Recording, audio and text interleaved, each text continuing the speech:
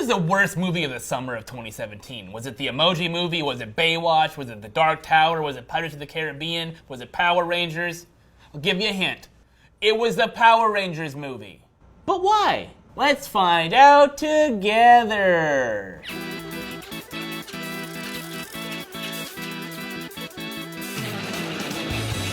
There were plenty of great movies this summer, like Girls Trip and The Big Sick. But there were way more bad movies this summer. King Arthur, Legend of the Sword, Transformers: The Last Knight. Hey, how come so many bad movies this year had colons in the title? I knew better than to see Smurfs: The Lost Village or Captain Underpants: The Epic First Movie because I saw those two pesky dots in the title and I ran the f*** away. You know what else comes out of a colon? Poop. Poop comes out of a colon. Of course, there was the Emoji Movie, which we've already been over. It was a dumpster fire, but in this case, the dumpster is full of very cute puppies. Oh God, look away, for God's sakes, the puppies are on fire! I hated that movie a lot, but it's the Power Rangers film that really makes me want to swim through shark-infested waters wearing the Lady Gaga meat suit. And don't tell me, oh, Power Rangers came out in March. That's not summer. Power Rangers came out a week after Beauty and the Beast. Beauty and the Beast came out a week after Kong Skull Island, which came out a week after Logan. Let's see, a comic book movie, a reboot, and a remake. Yep, it's summer. If you missed Power Rangers when it came out, it's a reboot of a beloved Japanese export about 5 teenagers gifted magic superpowers by a floating head in a jar. That's the thing I've never gotten about Power Rangers. If some alien hologram was like, hey kids, I got these magic coins in the back of my space fan, come check it out, I don't think I'd be so quick to sign up.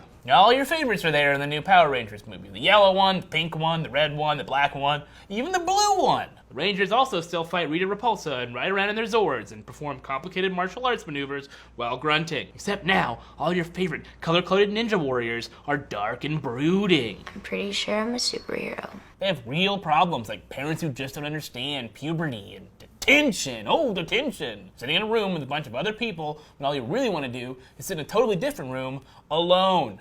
With a computer, talking to people on the internet. I see you day-to-day training, Isley, you mother. Power Rangers is a dreary affair in which whatever whimsy or humor there was in the TV show has been bled out in favor of reminding audiences that being a teenager absolutely sucks. Everybody hates you, your parents are miserable failures, you get random-ass boners, and the only people that relate to you are other depressed teens. Jason Scott, star quarterback, crashes and burns, destroys his career and destroys our season. Go Tigers. Yeah, now I walk around town and everyone's looking at me like I ran over their dog.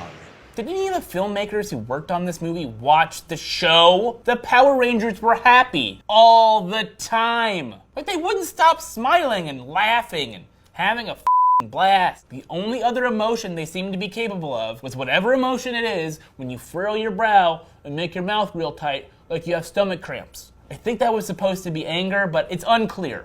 And that, my friends, is why Power Rangers is the worst movie of the summer. If you went into the Transformers movie expecting it to make sense, shame on you. That was the 5th Transformers movie in the series. By now you should know what you're getting. CGI robots that sometimes look like genitalia grinding against each other until they both explode. Kind of like daggering. Which if you don't know what daggering is, kids, I highly recommend you Google that right now. At this point, the producers of the Transformers films haven't just pantsed you, they've also taken your lunch money, peed in your diet soda, and signed you up for a bunch of MoveOn.org email newsletters that come every day, twice a day, asking me for money I don't have. Did you think the 5th Pirates of the Caribbean movie wasn't going to be 3 hours of Johnny Depp pretending to be drunk while a CGI octopus fondles itself in the corner of the screen? The Emoji Movie was, as you know, about emoji, so it was destined to be bad. Steve Bannon had a better chance of winning People Magazine's Sexiest Man Alive award than the Emoji Movie had of being competent. Power Rangers at least had the potential to be kind of amusing, like in a nostalgic way. A little nostalgia isn't so bad. But like anything good, cookies, beer, those pine-scented car air fresheners, Drake, you reach a point where you've simply had enough. First Transformers was appealing partially because it reminded people in their mid to late 20s of their childhood. By the 5th Transformers movie, you realize your childhood was kind of Power Rangers skipped all the fun stuff and got straight to bumming you the out. Yeah, it's more real to have Billy, Trini, Jason, Kimberly, and Zach struggle with teen angst, but god damn, this isn't 13 Reasons Why, it's Power Rangers. If the source material you're adapting is dumb, let it be dumb. If you wanted to make a movie about real kids grappling with their newfound superpowers in a gritty environment, too bad. Chronicle came out in 2012. Power Rangers is for 33-year-old Cameron.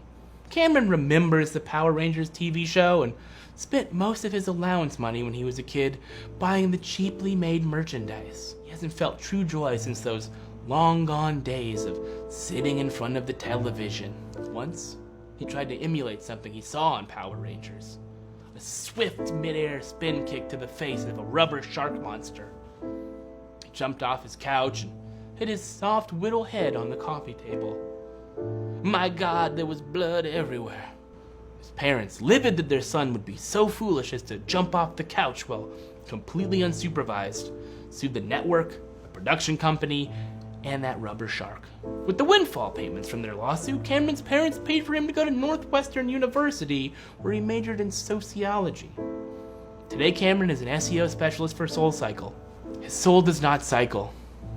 His soul is dead. Every once in a while, he'll catch himself doing a spin kick in the mirror. It's morphin' time, motherfucker. Another day of office fantasy football and broken dreams for old Cameron. If the Power Rangers movie is the worst movie of the summer, what's the best? War for the Planet of the Apes. A harrowing allegory for the dark times we live in and the first movie series in quite a while to have a truly satisfying third installment. Yes, I know the original Apes movies were pretty silly, which makes you think I'd be upset that the new trilogy is so morbid. But the difference between Power Rangers and Planet of the Apes is that the Apes films had at their core a very serious idea about prejudice, racism, and nuclear doomsday. Power Rangers was about selling toys. War for the Planet of the Apes is dark because it was about the end of the human race. Power Rangers is dark because most of the scenes were shot at night. You can't make a story something it's not. In other words, don't go putting khakis on Godzilla or else. Alright guys, thanks for watching Cinemacope again. And I've read the comments, and I am not reviewing a Serbian film.